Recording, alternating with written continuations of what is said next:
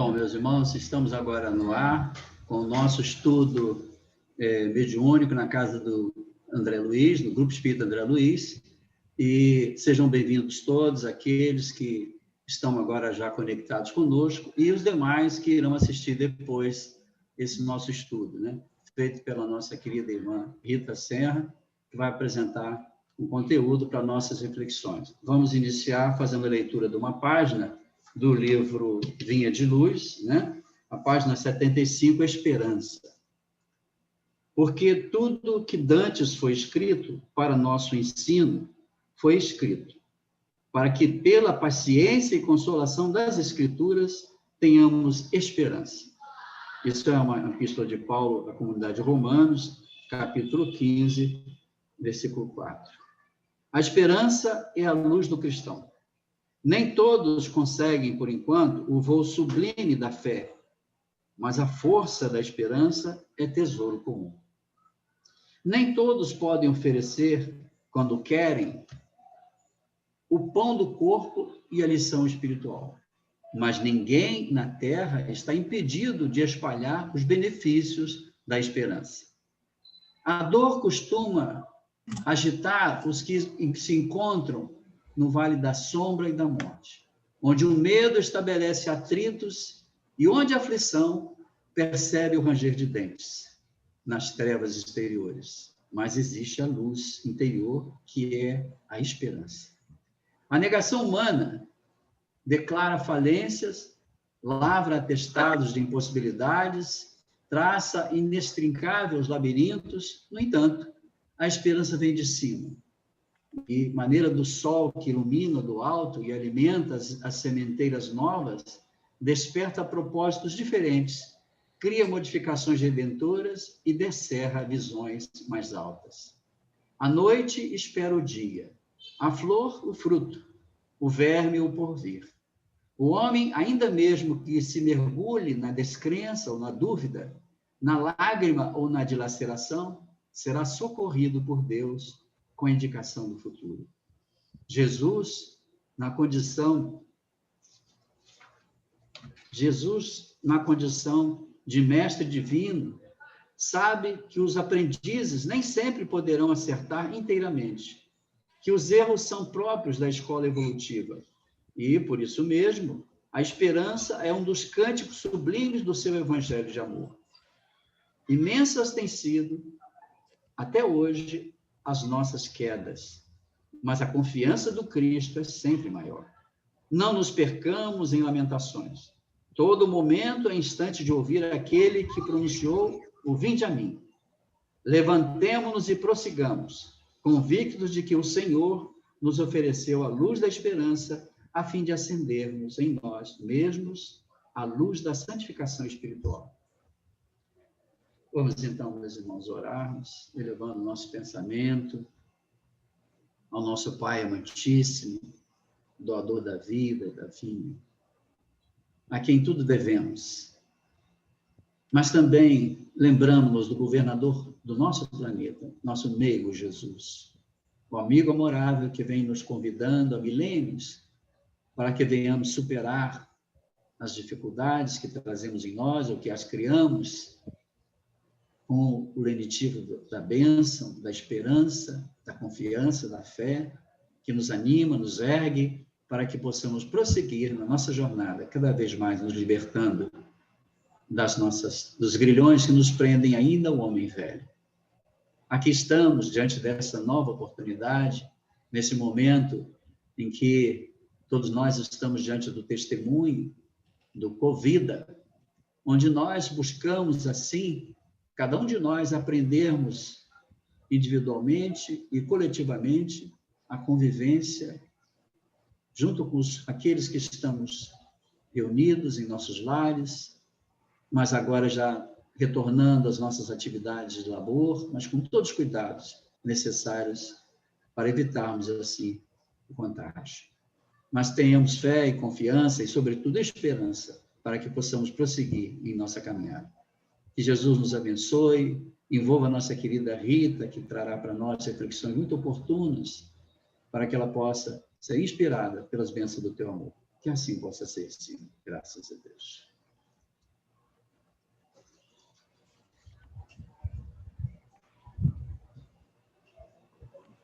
Bem, Nossa, já Rita, posso então, começar, né? pode. Como não havia um tema definido, que quando o Guilherminho falou comigo, eu fiquei pensando que poderia ser, e eu sempre acho que os temas surgem à medida das nossas necessidades, né? Então, o que eu pensei de trazer para nós refletirmos hoje aqui? Como é o início do ano, na realidade, é uma continuidade, uma continuação de determinadas etapas das nossas existências, eu pensei que nós estamos numa casa espírita, né? E o quanto nós temos realmente assimilado da doutrina em si, do quanto tem sido o nosso comportamento como espíritas, ou pelo menos com aqueles que já militam e já tentam transitar na faixa do que se diz ser espírita, do quanto isso reflete em nossos comportamentos, pensamentos e nas situações da vida diária. Porque o espiritismo, né, a doutrina, ela não é para ficar relegada, né, aos livros, enfim, às lições e ficarem guardadas nas estantes. Elas estão aí exatamente para que nós façamos disso. Vocês estão me ouvindo? Porque aqui sumiu. Perfeitamente. Estamos ouvindo. Só que alguém compartilhou uma página aí. Denise, por favor, Guilherme. Olha só, porque aqui está verificando Conect alto-falante. Alguém entrou aqui, eu não sei o que está acontecendo, eu posso continuar, né? Pode, tá dando Denise, para me avisa se tiver alguma coisa para eu poder parar, ou enfim, ou mudar aqui, porque eu não mexi em nada. Mas, enfim, é para que nós pudéssemos ir até nessa página de abertura sobre a esperança, vermos como em todos esses desafios que nós estamos enfrentando, como nós não estamos desamparados. Então, olha só, tem uma pessoa compartilhando tela, eu não posso abrir o meu slide. Denise, por favor, Guilherme, intercedam para ele. Pronto, Rita. Vê se você agora pode compartilhar. Havia uma pessoa que estava... Denise, você está muda. Desculpa, vê se você consegue compartilhar aqui agora. Sumiu tudo. Denise, querida, eu acho que foi dado o compartilhamento para uma outra pessoa. Vê se foi. Agora sim, Guilherme. Escola de Médiuns. Tá? Entrou? Isso. Então, vamos lá. Então, isso é só uma introdução. Volta no modo de apresentação, Rita. Pois é, mas eu estou com medo de mexer aqui. Mas não está bom para vocês, não? Dá para ver, mas com a tela maior, ampliada, fica visível para todos, né? Onde que eu apertaria aqui? Aqui embaixo, aqui, onde tem do lado do livrinho aí embaixo. Não, para a direita. Mais umzinho. Aí. Aqui? Aí, isso. Foi? Foi, amiga. Tá. Então, tem começa assim, para que eu pudesse... Deixa eu abrir aqui no meu para poder também conferir. Espera aí, só um minuto. Se eu pudesse recomeçar minha vida, deixaria de lado tudo o que fiz para estudar a paranormalidade. Confissão de Sigmund Freud ao seu biógrafo oficial, Ernest Jones. Marie Curie, a primeira cientista a ganhar 2 prêmios Nobel, e seu marido, Pierre Curie, também Nobel, dedicaram espaços em suas atribuladas agendas ao estudo de médiuns. Isso no Instituto de Metapsíquica, em Paris, do também prêmio Nobel Charles Richer, que se opunha, inclusive, aqui uma observação, a Kardec, no início do século passado. Madame Curie inquiriu a médium de efeitos físicos Eusápia Paladino ao supor que os seus segredos da radioatividade poderiam ser revelados por meio de uma fonte de energia espiritual. Quem seria capaz de imaginar isso? Bom, por que nós demos início com essas 3 observações? Até que isso pudesse chegar a essa situação, a esse ponto, né, do Freud questionar a vida dele se ele não tivesse ignorado, inclusive, os vários sinais, os vários pacientes que ele teve e que chegavam não pela patologia, né? Não pela psicopatologia, mas para ele era muito difícil, porque ele era materialista, né? Então, ele conseguia fazer isso, ele mudar o seu paradigma, o seu entendimento naquela época, era muito complicado para ele admitir, inclusive, uma série de situações que aconteciam com ele próprio, né? Nós sabemos que houve várias conversas dele com Jung a esse respeito, porque o que acontecia? Com toda essa psicanálise que ele fazia, muitas vezes ele chegava num ponto em que ele esbarrava ou melhor, tinha uma barreira em que os pacientes não conseguiam ir adiante, porque havia, vamos dizer assim, uma censura, entre aspas, em que ele depois coloca como inconsciente. Aqui nós não vamos fazer esse tipo de observações, mas simplesmente para ver como isso para ele foi muito complicado dele aceitar. E mais tarde, ele fazendo essa revisão, ele vê como ele pode ter perdido muitas coisas, como ele pode ter deixado de ajudar uma série de pacientes, até por uma espécie de orgulho acadêmico que eles tinham. Porque você mostrar e você demonstrar e você levar para a normalidade ou a mediunidade em determinados ambientes acadêmicos, até hoje isso é tido, às vezes, como uma heresia, como um absurdo, enfim. Muita gente não aceita, né? Então, para ele, esses fenômenos que aconteciam, esses fenômenos chamados espíritas, era muito... Se ele tivesse atentado para isso, ele veria que havia uma diferença entre um fenômeno de mediunidade, um fenômeno espírita, em que havia a inteligência na colocação das mensagens, muito diferente do que, por exemplo, uma manifestação de cunho patológico, como numa esquizofrenia, por exemplo, em que aparecem os delírios, aparecem as alucinações auditivas, aparece uma série de questões que são patológicas, precisam ser tratadas, hoje em dia medicadas, e há medicações muito eficientes quando não há uma programação, que nós sabemos,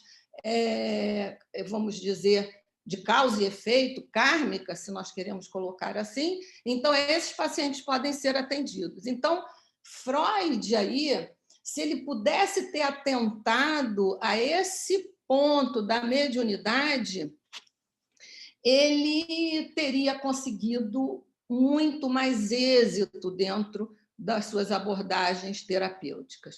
Porque Kardec, no Livro dos Espíritos, quando ele estuda o espírito, quando vem os espíritos do Senhor e colocam o espírito, né, eles mostram que nós podemos, vamos dizer assim, chamar do inconsciente, ou seja, as nossas experiências, aquelas que nós não temos acesso, não quer dizer que elas não existam, não quer dizer que elas, pelo contrário, até elas influem muito na nossa participação atual ou mesmo dentro das nossas existências. Então, ele já levanta isso, né?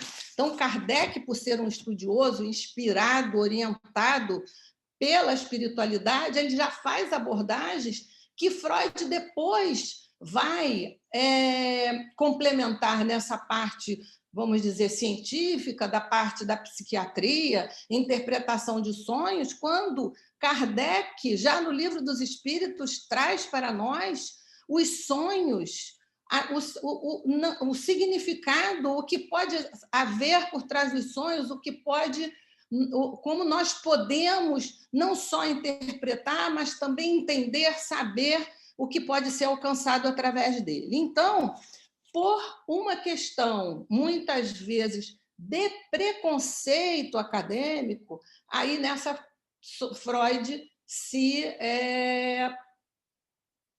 priva, né, vamos dizer assim, de chegar a esse objetivo e a esse ponto que ele seria mais êxito. A Marie Curie, ou seu marido, Pierre Curie, que dá mais à frente, se der tempo, nós vamos fazer uma referência numa página que nós temos, eles fazem, através do Instituto de Metapsíquica de Paris, o estudo junto com a Eusápia Paladino, que era uma médium italiana, era uma média de efeitos físicos, e que há, nos compêndios de história do Espiritismo, referências a ela, livros só sobre ela, e de como ela se manifestava, ou melhor, como os espíritos se manifestavam e como ela fornecia a sua energia, né, o seu ectoplasma, uma médium de efeitos físicos muito eficiente, podemos dizer assim, né, porque ela tinha essa facilidade de desprender o ectoplasma desse fluido vital e dos espíritos poderem, através dela, fazerem essa manifestação. Aí eu queria passar para o slide 2. Como que eu faço, Denise? Aqui.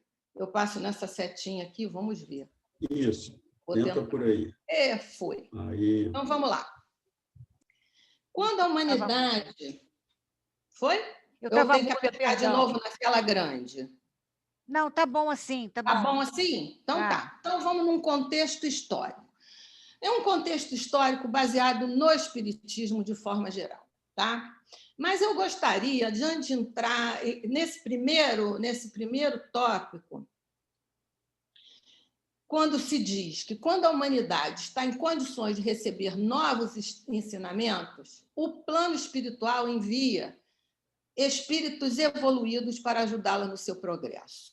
Tá? Bom, aí eu fiz uma daquelas situações que eu comentei antes da gente abrir a sala. Que ideia que vinha assim à minha mente?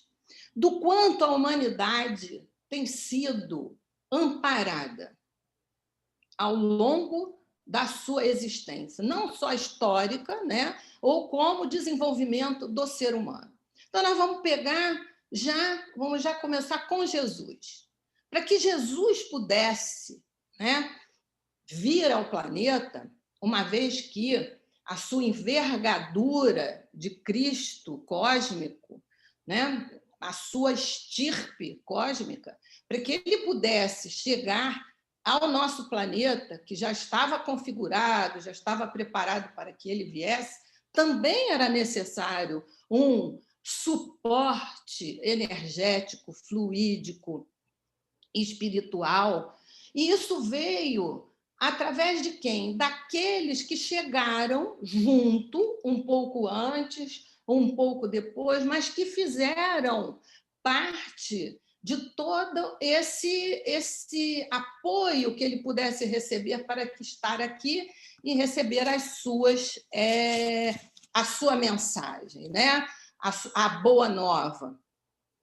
Então, tem em Mateus, capítulo 10, versículo 16, o seguinte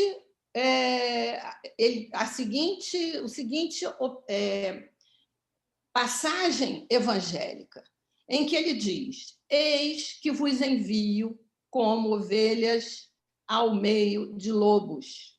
Portanto, sede prudentes e simples, prudentes como as serpentes e simples como as pombas, que está em Mateus, capítulo 10, versículo 16. Ou seja, ele diz isso aos apóstolos, que são aqueles que serão os responsáveis, além desse suporte, obviamente, que Jesus, dentro do seu grau crístico, de toda a sua pujança como espírito, que ele também precisava desse suporte também energético para que essa mensagem pudesse ser espalhada, pudesse ser levada, né, não só aos discípulos, mas à comunidade de forma geral. Então, a missão desses apóstolos, além desse suporte, eles eram o quê? A missão era anunciar a Boa Nova. Então, quando ele faz essa alegoria de ovelhas, e isso vale até hoje, é que a ovelha é um animal manso, pacífico, humilde, e ela é levada alegoricamente com uma missão de paz, né? Então, a sua mensagem trazia a simplicidade, a humildade, né? E a paz. Mas nós viemos ao meio de quê? De lobos. Joana de Ângeles, inclusive, tem uma página que diz que são lobos rapaces, aqueles lobos que atacam, aqueles lobos que não estão aí, podemos dizer, para brincadeira. Eles são espíritos muito, muito complicados e complexos. E Jesus já ali na sua mensagem nos advertia. Então, quem seriam esses lobos, né?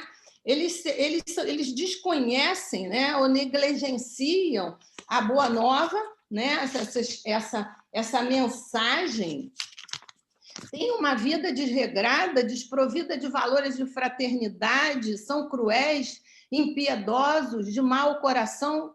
Será que nós podemos fazer essa ligação dessa primeira passagem de Jesus com o que nós estamos vivendo hoje? Será que nós podemos fazer esse tipo de ponte, né? Se nós estivéssemos falando, como nós estamos aqui, em algo ligado à internet, um link, né? Uma ligação?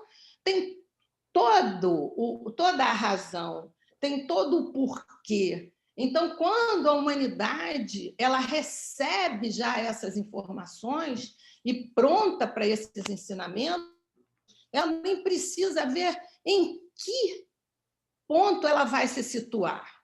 E quando eu digo humanidade, as criaturas, né, terrenas. Por que ele diz prudentes? O espírita precisa ser prudente, porque o espírita ele não pode estar fora do mundo. Muitas vezes nós nos imiscuímos, nós nos omitimos de determinadas situações por confundir, acredito um pouco, a nossa participação dentro da sociedade e dentro da vida como um todo. Por quê? Nós temos a direção, nós temos o direcionamento, nós temos as mensagens, o roteiro, a bússola que vem sendo dada por Jesus. Então, onde está, né? Onde ficamos nós? Onde está a nossa atuação diante de tantas coisas que acontecem no nosso cotidiano, né? Então, quando diz que temos que ser prudentes como a serpente, quer dizer que nós temos que ser atacar como elas, que nós temos que ser há um termo que fica só na espreita. Não, nós precisamos saber como as coisas acontecem, até para saber como agir. Porque agir com prudência, agir com cautela para se prevenir de armadilhas. Nós não podemos ser ingênuas, disfarçados de que isso seria talvez uma caridade com o outro, porque a caridade também está em atuar no bem e não conivir com o mal.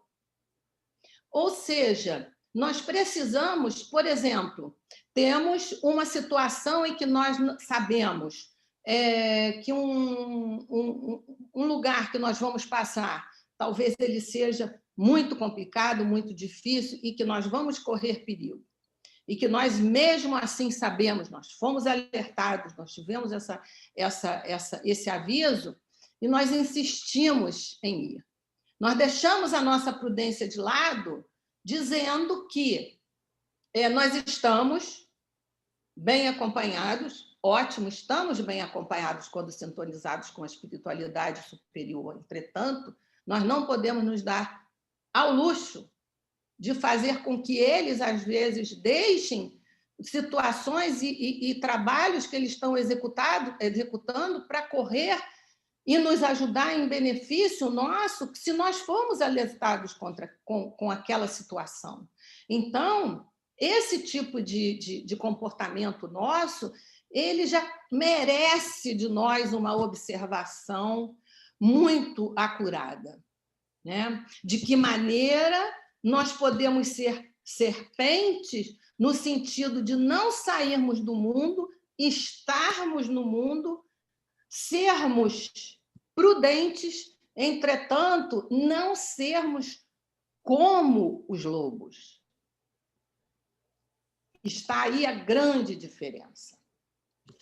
Simples como as pombas, porque Jesus falava muito na simplicidade, e ele era muito simples, porque quando ele coloca como as pombas, o que vem a pomba? A pomba é o símbolo que se colocou como sendo da paz, porque elas são sem maldade, elas são ingênuas, elas são pacíficas, mas para que a gente alimente a confiança na mensagem recebida.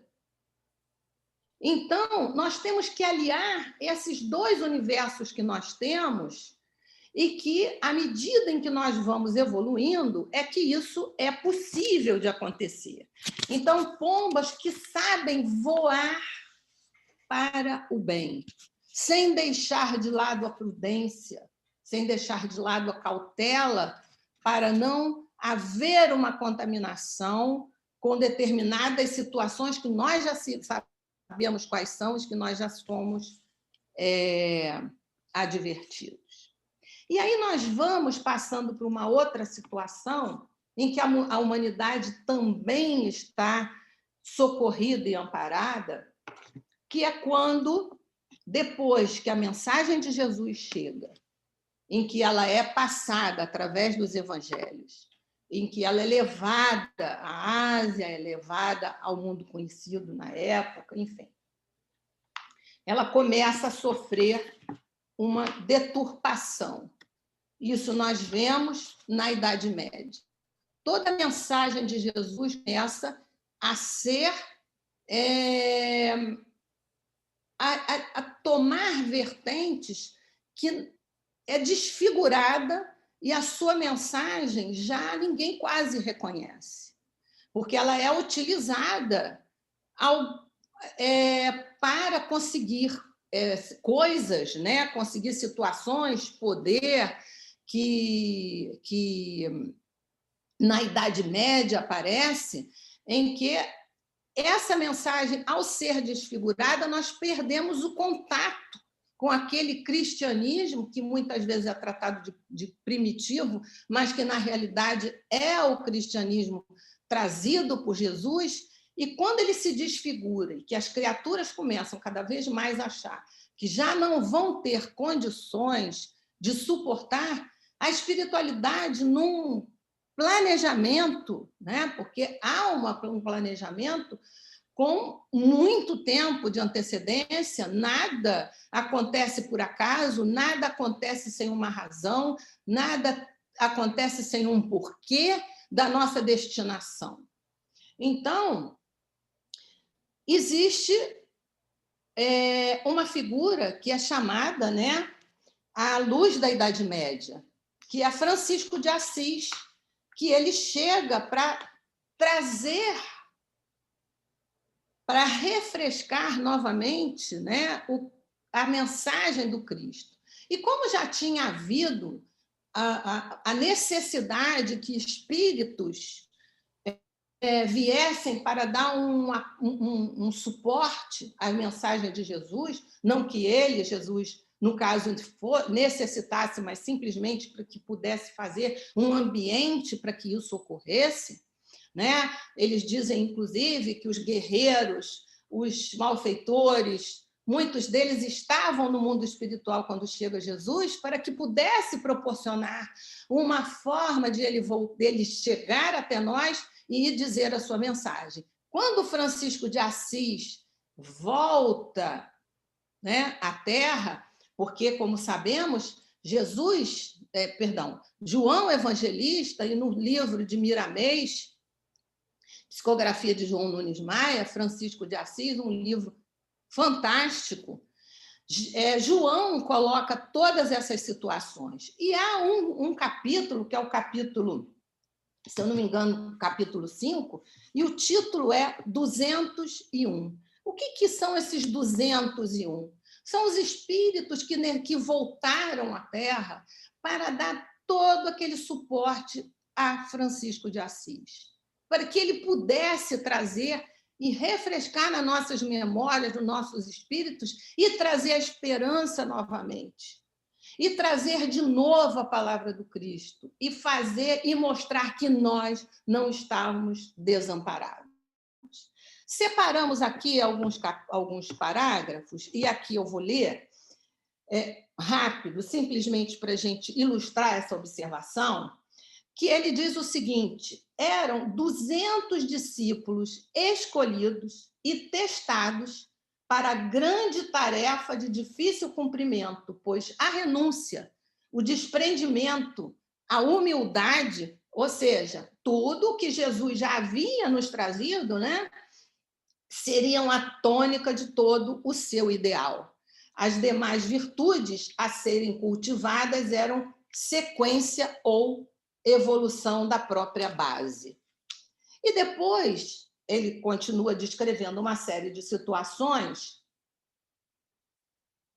Ele diz o seguinte: enquanto na Terra milhões de pessoas buscavam soluções para seus intricados problemas, havia nos céus outro tanto, como aquele grupo de almas iluminadas que se congregavam com o objetivo sublimado de ajudar sem ser conhecido dentro dos padrões que a evolução concedesse. Ou seja, nós estávamos buscando, mas havia nos céus já o planejamento do reencarne dessas criaturas. Isso já foi feito com antecedência, para que isso pudesse ser feito.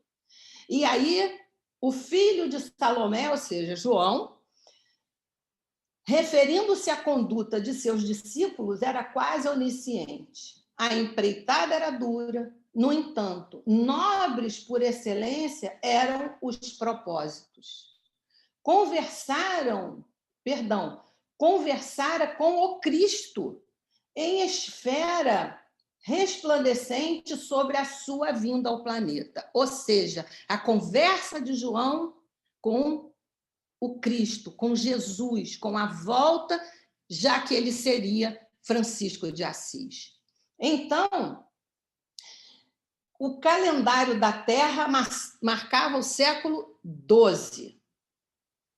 E a Idade Média pegava fogo pelas incompreensões humanas.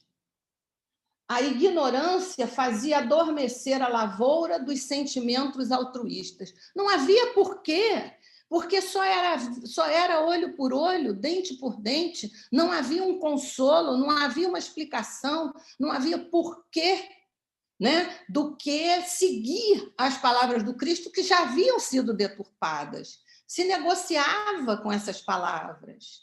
Né? Há uma prece de Marcelo Ribeiro, em que um trecho da prece diz em que nós usávamos a palavra de Jesus para usurpar, para fazer malfeitos, né? Para denegrir. Então, a palavra de Jesus estava sendo deturpada. E aí ele continua. A ignorância fazia adormecer a lavoura dos sentimentos altruístas. Satanás já se encontrava solto nas hostes do mundo, simbolizando os 2 bilhões de espíritos ignorantes e endurecidos. Aqui Satanás é trazido como uma figura alegórica. Quem eram? Como é que se traduziria quem seriam? bilhões, 2 bilhões de espíritos, tá? Que ignorantes e endurecidos. São os lobos rapaces, são os lobos que estavam e continuaram e, infelizmente, ainda estão por aí para que nós possamos identificar e não nos tornarmos tão lobos quanto eles e também ajudá-los a superar essas dificuldades. Aquelas 200 estrelas que giravam em torno de um sol, que é o Sol de Assis, né?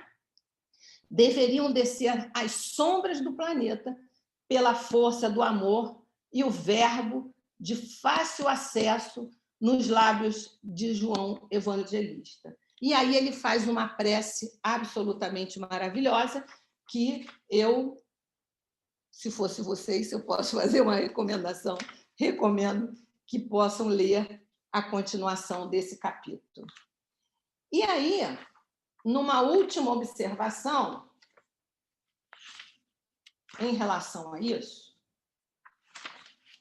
é que esse planejamento, já são aí 2 conhecidos, existem outros, mas esses nós sabemos e trazidos pela própria doutrina espírita, né? A volta de Francisco de Assis, ou melhor, a volta de João como Francisco de Assis, como ele reformula o pensamento, como ele se torna o sol, né, da Idade Média, e que ele ali dá o quê? Esperança para que nós fôssemos capazes de suportar mais séculos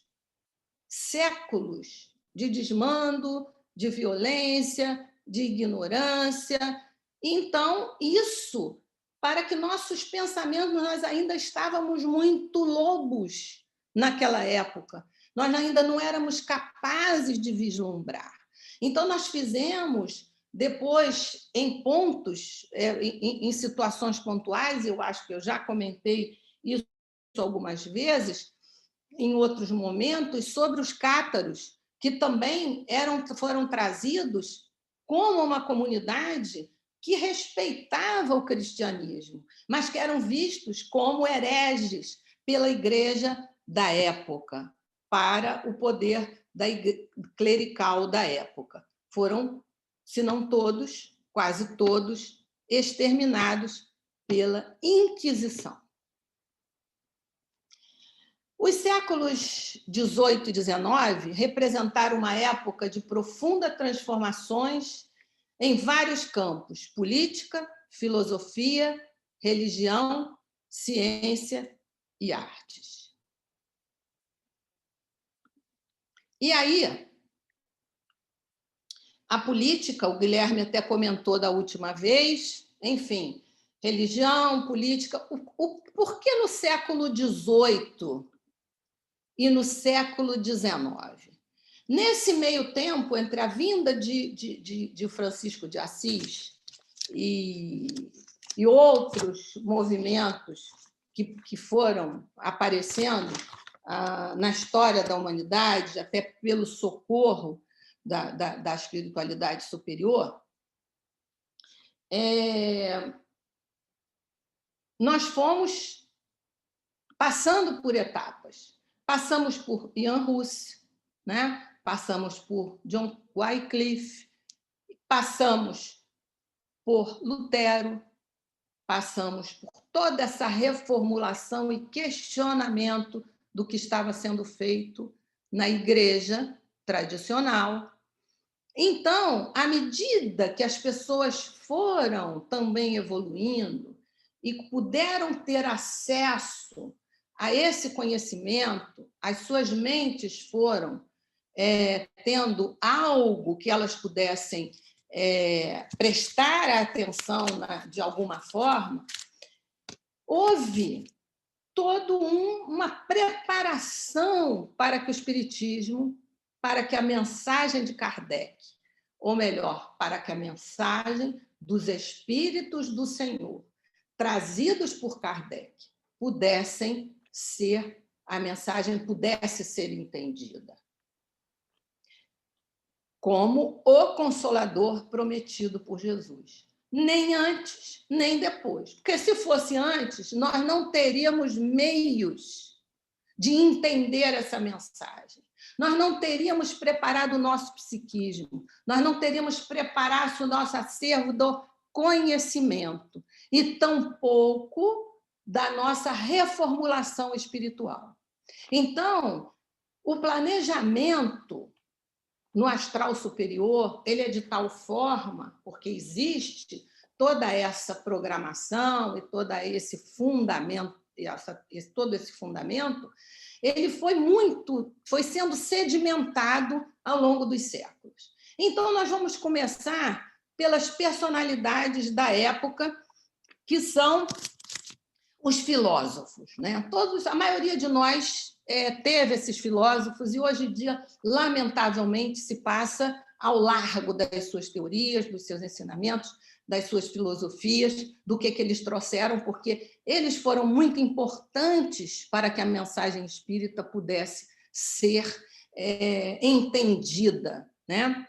O Voltaire, ele dizia que o ser humano deveria ser livre. O ser humano, até aquele momento, ele era completamente escravo de determinadas situações, principalmente pelos dogmas, pelas verdades prontas, pelo acredita e acredita e acredita. Não há outra alternativa.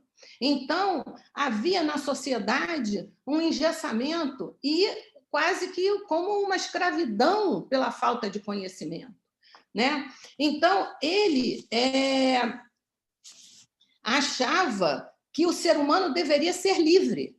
Ele era contra o absolutismo, o poder, né, de um só, em geral, no monárquica, que ele teria a opinião, ele teria o poder e nada poderia ser discutido, né, nesse absolutismo. E era a favor da separação entre a Igreja e o Estado. O Estado tinha que ser laico. E isso ele foi muito combatido, mas, naquela época, já se tinha condições de que as suas ideias pudessem ser colocadas, né? Temos depois, e ele tem uma frase muito interessante, que é a seguinte: a primeira lei da natureza é a tolerância, já que todos temos uma porção de erros e de fraqueza, né? E isso é muito importante. Como tolerar o outro, como ser tolerante. E isso só faz parte só pode vir de uma parte, de um espírito que já tenha esse tipo de situação definida na sua evolução.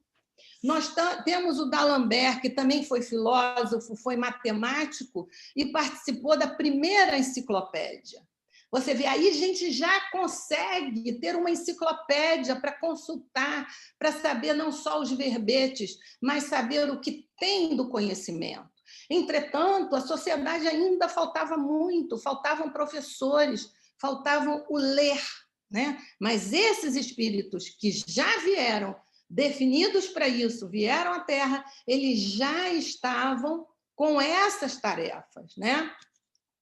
Ele acreditava, né, como seus outros companheiros, no iluminismo, que a palavra já diz, iluminismo, né, a luz, iluminar o conhecimento, trazer a liberdade, a justiça, a igualdade social, né? Estados com poderes, governos representativos, isso nós vimos no estudo do Guilherme, enfim. Hoje, nós temos isso pronto, para a gente, muitas vezes, já está definido, mas se nós pensarmos que naquela época era tudo absolutamente desconhecido, as pessoas precisavam de ter um alento, porque sobreviver àquela situação da época. Tem o Montesquieu, em que todos deveriam ter direitos iguais, né? E desses direitos, liberdade e fraternidade, que depois vai fazer parte do lema, né, depois da Revolução Francesa, do lema francês: liberdade, igualdade, fraternidade, e que vem das suas convicções, né? Algo inusitado na época. Nós estamos falando aqui de 1748. A sua obra é o Tratado das Leis. Então, nós vamos sedimentando o nosso conhecimento. Depois, nós temos Luís XVI. Luís XVI, nós vamos perguntar, mas por que Luís XVI está aqui se ele era um monarca, rei de França, e depois foi decapitado na Revolução Francesa, mas, numa época do seu governo, do seu reinado, perdão, na primeira parte, ela foi marcada por tentativa de libertar a França de acordo com os ideais iluministas. Ele queria libertar a França, mas, obviamente, que ele foi combatido. Ele incluía de abolir a servidão, mas os nobres não queriam libertar os seus servos. Eles queriam continuar sendo servidos. Então, aquela servidão para eles não compartilhava das suas opiniões. Então, não era factível naquela época, mas estava dentro dos pensamentos de Luís XVI.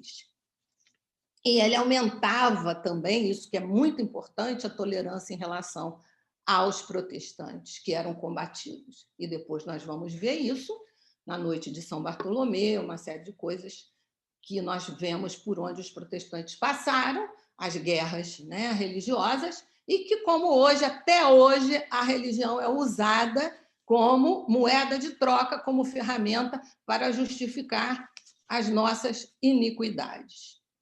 E o Luís XVI também apoiou os colonos norte-americanos que buscavam a independência da Grã-Bretanha.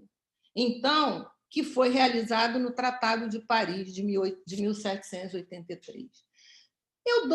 Vocês desculpem eu estarem dando pinceladas históricas, mas é que, para nós podermos ver aonde nós chegamos e como é que a doutrina espírita foi arquitetada, foi organizada, foi pensada, né? E também Napoleão, né? Que Napoleão ele já lidera a França em outro patamar, em outro momento político. Depois ele se desarticula e ele deixa de cumprir muitas coisas do que ele fez. Mas ele foi muito importante, tanto que no livro do Irmão X, né, Cartas e Crônicas, há toda uma descrição, eu acho que não vai dar tempo de eu ler para vocês aqui, a Assembleia do Mundo Superior, em que ele é convocado para que as coisas, como elas têm que ser fundamentadas, para que esses espíritos e toda essa situação organizada pelo mundo espiritual possa se concretizar. Então, ele diz o seguinte, rapidinho, dentro das delegações que eram de filósofos, eram de artistas, de matemáticos, pintores, cientistas, médicos, enfim, todo esse suporte, aqui ele diz o seguinte, todo esse concerto, ele lida como concerto de brilhantes delegações, formavam a representação de espíritos de velhos batalhadores do progresso que voltariam à liça carnal. A exemplo dos 201 que deram suporte a Francisco de Assis. Aqui também foram em torno de 200.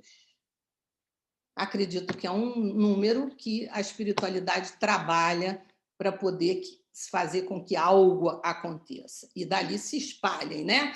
E ele diz o seguinte, que seguiriam de perto para o combate à ignorância e à miséria na laboriosa preparação da nova era da fraternidade da luz. E aqui nós já estamos falando, né, da transição planetária. Eu vou ter que correr.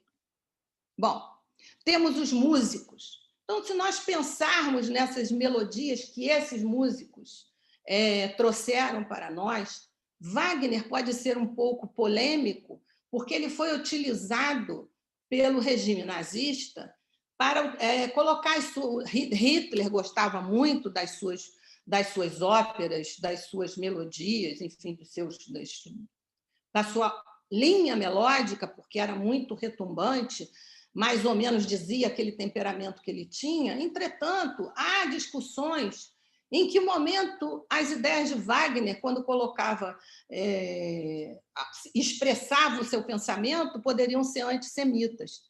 Mas o que se diz é que, quando ele tinha 37 anos, é que ele começa a brigar com dois compositores que começaram a se sobressair. Como ele é humano, era humano, como todos nós somos humanos, se deixou levar por essa faceta que provavelmente deveria ter que ser aprimorada, e com inveja do êxito desses dois compositores, que eram de origem judaica, ele começa a fazer carga contra eles. Daí, dentro desse contexto mal colocado, o sistema nazista o elege como o compositor do regime. Temos Chopin, Frédéric Chopin, ou Chopin, como muitos aceitam também. Ele, com suas poloneses, os seus noturnos, as suas obras para um pianista, normalmente um pianista único, ele nos traz o romantismo e morre em Paris de tuberculose, sofrendo. E a sua história é muito bonita, muito interessante, mas a alma dele, quando ele coloca dentro dessas melodias, é que vem dizer de onde ele vem. Porque espíritos na Terra, imperfeitos todos somos, né? Então, nós vamos para o gênio, né? Que é Beethoven. Podemos falar de Rossini, que foi também um compositor de música sacra, de música de câmara. Vê que cada um tem a sua nuance e traz para nós as suas características dentro do espiritual. E temos o chamado maior compositor do século XIX, que é o tradutor podemos até dizer, da espiritualidade em forma de música. Cada sinfonia sua, ela traz dentro delas, né, traz a ideia do que ele queria se expressar. E Beethoven teve uma expiação, uma prova muito difícil, quando ele começa a ficar surdo e ele mesmo não podia escutar as suas melodias. Ele compunha e imaginava. No final, ele encostava o seu ouvido no piano para poder sentir a vibração de cada nota. Então, ele imaginava como era, né? Então, as suas sinfonias são cada uma mais representativa e maravilhosa que a outra, e que traduz períodos da sua existência, né? A sinfonia pastoral, em que ele bota o momento da natureza, desde o momento em que vem a tempestade, em que depois a tempestade amaina, em que a natureza está por todos os lados, ele fala através da música. E quando ele finalmente, aqui eu vou falar só na nona sinfonia, em que tem um movimento chamado Ode à Alegria, em que ele ali é emblemático, porque ele vai reger a orquestra. É a primeira vez que existe um coro, as vozes humanas, e aqui ele diz o seguinte: exaltando a fraternidade universal. Vejam o objetivo dessa música, né? Então, tudo o que está do bem, tudo o que está para reunir, tudo o que está para construir. E ele coloca na Ode à Alegria da Nona Sinfonia, que é um trecho maravilhoso e que ele não escuta uma só nota. Ele só percebe que a música foi um êxito, foi um sucesso, quando ele para de reger a orquestra e que ele se volta para a plateia e a plateia está emocionada, está aplaudindo, e aí ele vê que concretizou uma das suas obras mais fantásticas que o ser humano já presenciou. 250 anos do seu nascimento seria comemorado em 2020, provavelmente agora em 2021, por causa da pandemia.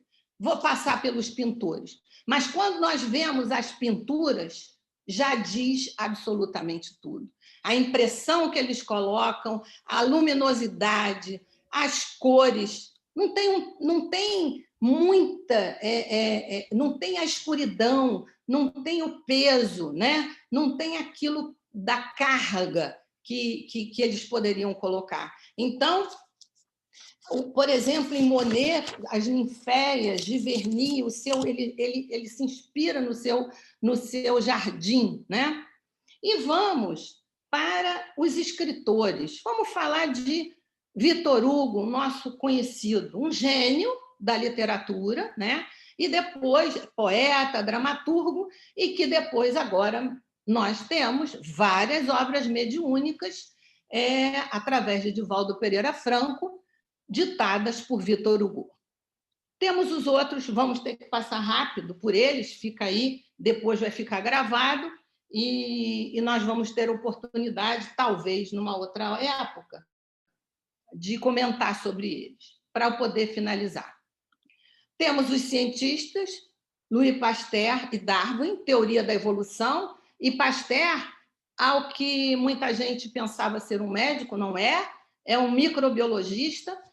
E, se eu puder também dar uma dica, entre aspas, há um filme maravilhoso sobre ele, A História de Louis Pasteur, que vocês podem achar no YouTube. É um filme de 1936, de toda a sua descoberta em relação à vacina, em tudo que seriam os estudos de como prevenir a prevenção, a infecção. Ele era absolutamente fantástico. Então, vamos passar aqui rapidamente, porque o mundo vai evoluindo. Os Estados Unidos é a primeira nação a absorver o pensamento renovador iluminista, né? 1776, e nós vamos evoluindo, né? A independência americana repercutiu na França, Revolução Francesa, separando a idade moderna da idade contemporânea, e ela vai desencadear o século da razão. E aí nós já vamos poder começar a falar na revolução filosófica proposta pelo chamado novo moderno espiritualismo. Espiritualismo, então não estamos falando de espiritismo, tá? Então, em 1848, nós já temos em Hydelsville a residência da família Fox. Os espíritos já começam a conversar, né? Através das meninas da família Fox. Foi nesse contexto que surgiu na França o espiritismo em 1857, como um conjunto que levou princípios destinados à humanidade encontrava amadurecida para receber o Consolador na nova revelação prometida por Jesus. Então, foi um árduo caminho. Todos esses espíritos, não pensem que isso hoje, quando nós lemos, quando nós estudamos, eles passaram em brancas nuvens e foi fácil. Eu vim aqui porque eu sou um poeta, porque eu sou um filósofo. Não, isso tudo foi a duras penas, de mudança de mentalidade, de protestos, de detratores, né? Essa conceituação aqui, nessas elipses, tem o espiritualismo, que engloba, né, o espiritualismo, moderno espiritualismo, o cristianismo, o espiritismo e a doutrina espírita, né? O espiritualismo seria o oposto do materialismo, afirmando uma existência da alma imortal, um princípio distinto da matéria e do corpo, razão absoluta de ser, da vida e do pensamento. Todas as religiões de todos os tempos são, desse modo, espiritualistas, porque nós saímos do materialismo. Aqui existe esses vários, como é que se diz, símbolos que deveriam coexistir, deveriam. Infelizmente, muitas vezes não é o que acontece. Islamismo, budismo, a ciência, que é a cientologia que se inventa, mas, enfim, judaísmo, paganismo, vocês vejam a cruz dos celtas, o Viocan, que é interessante isso, um satanismo, o culto às bruxas e os cristãos. Ou seja, há de todas as maneiras dentro do espiritualismo para todos os tipos de espíritos reencarnantes. Então, esse movimento foi desencadeado nos países de língua inglesa, se propagou por todo o mundo, característica marcante é a crença na comunicação com os espíritos, que acredita se encontram numa região superposta ao plano físico, mais evoluídos e capazes de servir de guias para aperfeiçoamento em assuntos materiais e espirituais. Aqui vem o Arthur Conan Doyle e o tema Espiritismo, criado por Allan Kardec para definir o corpo de ideias dentro do livro dos Espíritos, que vai haver a diferença entre o espiritualismo e o espiritismo, que é uma ciência que trata a natureza, origem e destino dos espíritos, bem como de suas relações com o mundo corporal. E aí nós temos a tríade, né? Filosofia, ciência e religião. E nós vamos estudando os espíritos nas suas formas de manifestação e na forma de melhor compreender o universo espiritual e o universo tangível e o transcendente. E o espiritismo se fundamenta em existência e unicidade de Deus, existência e imortalidade dos espíritos, criação igualitária dos espíritos, crença na reencarnação, convergência total com os ensinos morais de Jesus, evolução como aperfeiçoamento de todas as dimensões intelectuais, que são as inteligências múltiplas, as leis de causa e efeito, ação e reação, comunicação com os espíritos imateriais. Aqui nós temos a centelha, quando nós somos criados. Aqui, depois dessa centelha criada, para que ela possa se manifestar, para que ela possa seguir e servir de um anteparo, de uma comunicação, né? Como as frutas, como o caroço, o perispérmio, enfim, que isso tudo já foi colocado, o perispírito e o corpo. O perispírito, nosso modelador biológico, né? O modelo biológico das nossas experiências ao longo das nossas existências, e esse conjunto de princípios contidos nas obras de Kardec. Eu vou dar rapidamente uma adiantada, porque nós já estamos mais do que na hora, né? Então, para fazer o fechamento, essas máximas espíritas: fora da caridade não há salvação. Espíritas, amai-vos, este o primeiro ensinamento, instruí-vos, esse o segundo. Fé inabalável é somente aquela que pode encarar a razão face a face em todas as épocas da humanidade. Bom, eu acho que acabou. Como é que eu volto aqui para eu terminar, para eu fechar? Tem um lapisinho? Você tem que tirar aí onde está screen, né? Você manda sair. Não é bem aí, não. Não. Não, Cheguei? Eu não quero você ler continua dela. Compartilhando, né? Mas eu vou tirar para você, botando quero alguma tirar coisa essa legenda minha. aqui só para eu E terminar. agora eu vou tirar. Pronto. Saiu. Bom, saí e voltei, né? E agora onde que eu volto aqui? Mas você quer apresentar mais coisas? Não quero mais apresentar. Eu quero falar e fazer a minha conclusão. Pode falar. Tá. Está todo mundo te vendo.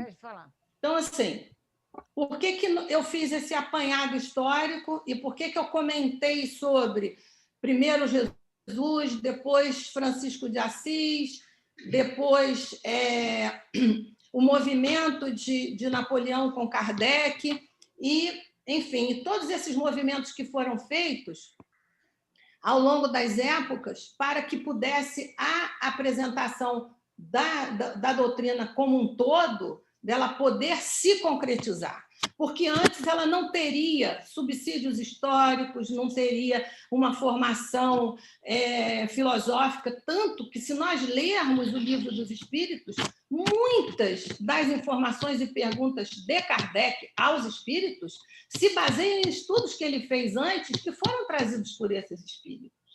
Então, a doutrina ela não estaria embasada adequadamente. Agora, o que nós gostaríamos de deixar aqui mais como encerramento e como fazer a ponte, como eu disse no início, é o seguinte, que nós estamos vivendo, nesse momento, talvez a época mais difícil de se aplicar os ensinamentos que nós temos tido através da doutrina espírita.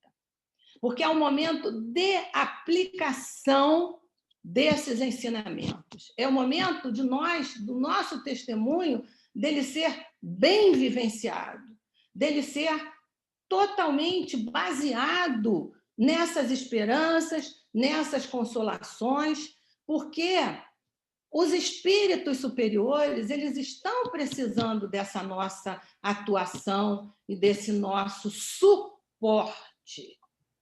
Nós, agora, como espíritas, representamos, muitos de nós, suporte dessa espiritualidade superior que vem e que está chegando para nos ajudar.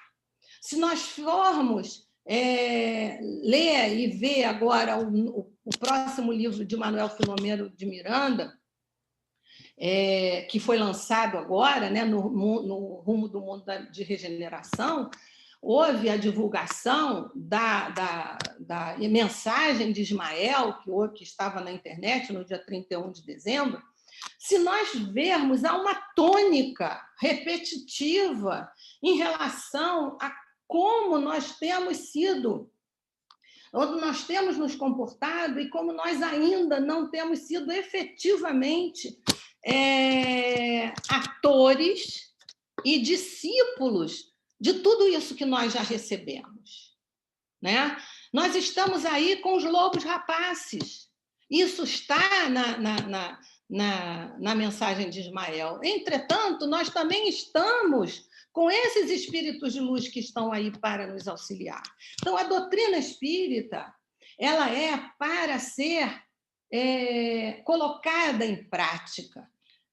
Freud não conseguiu ir adiante, não teve êxito, o êxito que ele poderia ter tido se ele tivesse dado mais atenção, ou até ou não tivesse sido tão preconceituoso em relação a isso. O que está faltando para nós, como espíritas, atuarmos de uma forma efetiva dentro do mundo de hoje? Nós estamos sendo socorridos, e isso já é ponto pacífico e várias comunicações da espiritualidade. Nós temos sido socorridos diuturnamente por esses espíritos. Então, a nossa colocação que eu queria deixar aqui é através da história, é a nossa história. Não é a história só de Francisco de Assis, dos seus 200, dos apóstolos, não é só a história de Napoleão, de Voltaire, de Diderot, de Beethoven, enfim, de Pasteur, de Darwin. É a nossa história que está sendo escrita.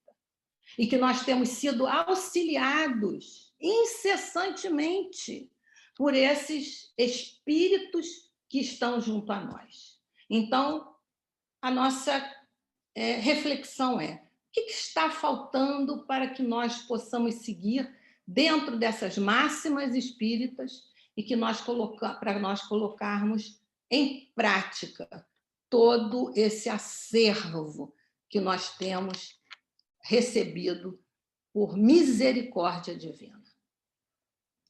Era isso que eu gostaria de colocar.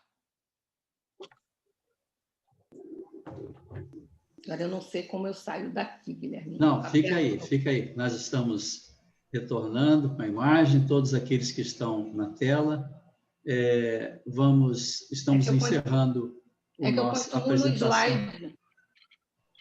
Não, nós estamos vendo o slide, Rita, pode ficar tranquila. O Guilherme já... Sim, Rita, pode ficar tranquila que já está É. tudo normal. É só Tá. você continuar na imagem aí. Isso, Não, então. é o seguinte, que eu não estou vendo ninguém. Hein? Não, você não vê, mas você está Tá. dentro do esquema, está sendo gravado como deve. Tá bom. Isso. Então, nós estamos finalizando o nosso encontro, né? Eu estive olhando no bate-papo, né? Parece que não tem nenhum registro aí, né? Mas aqueles que depois quiserem, no caso, os livros que você citou, né, Rita? Depois a gente pode até, eventualmente, né? Eu anotei algumas coisas aqui, enfim, todos aqueles que quiserem depois a gente pode compartilhar, né? Uma coisa que você citou o livro do Miramês, né? Que é Francisco de Assis, né? Isso. Seria, o nome dele é Sol de Assis? Francisco de Assis. O próprio livro é Francisco de Assis. Francisco de Assis, né? Então, todos aqueles que estavam ouvindo, né? Querendo fazer essa leitura que você recomendou. Bom, estamos assim encerrando o nosso encontro da noite, agradecendo a Rita por esse momento de reflexão muito oportuno, falando da história de como todos esses precursores, né, chegaram para marcar e para poder criar essa possibilidade. E hoje estamos aqui, né, Rita? Fazendo a história também. E precisamos ser protagonistas desse momento, não é isso? Como espírito que somos. Então, queremos pedir para o nosso encerramento ao Guilherme fazer a nossa prece de encerramento. Pois não, Newton. Querido Jesus, te agradecemos, Senhor, a oportunidade de nos reunirmos uma vez mais em seu nome, trabalhadores e participantes do Grupo Espírita André Luiz, a quem sentimos bastante saudade de estarmos nos revendo, mas guardando a certeza de que esses momentos são necessários e úteis para o progresso da humanidade e de todos nós. Que a tua divina luz possa continuar iluminando as nossas mentes e nossos corações, de toda a humanidade, Senhor, a fim de que os movimentos de transição possam dar-se cada vez mais, mas com suavidade, que possamos respeitar um pouco mais as leis divinas, a fim de que, como artífices da história que estamos construindo, possamos colaborar para que essa transição ocorra mais rápido. Que a tua divina luz nos abençoe a nossa querida Rita, agradecendo pelas elucidações, possamos guardar essa proposta de renovação para construirmos uma história melhor. Que assim seja. Bom, agradecemos a Rita mais uma vez, e todos aqueles que desejarem poderão acessar esse vídeo, vai estar gravado, vamos colocar no YouTube, no Facebook, onde poderão ser vistos, né? E nós, então, revelamos também que já foi divulgado, que todas as palestras vão continuar ainda, né? Por essa mídia, e em março, se tudo correr bem, nós retornamos ao livro Nosso Lar, né, Guilherme? Mas isso ainda vai depender da nossa programação. Continuamos ainda através dessa plataforma. Um grande abraço a todos, uma boa noite e fiquemos todos em paz. Obrigada. Uma boa noite a todos. Tchau. Tchau. A todos e todas. Boa noite. Boa noite.